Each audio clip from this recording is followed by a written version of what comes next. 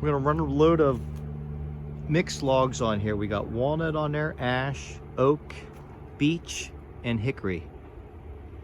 They range, some of the ash logs are up to probably 16 to 18 inches in diameter. Most of the others are anywhere from 8 to 12 inches in diameter.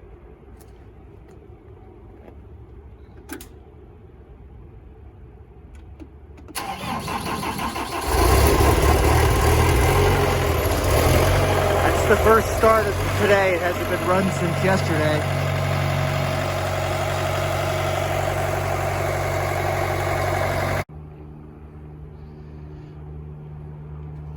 We're gonna run a load of mixed logs on here. We got walnut on there, ash, oak, beech, and hickory. They range, some of the ash logs are up to probably 16 to 18 inches in diameter. Most of the others are anywhere from 8 to 12 inches in diameter.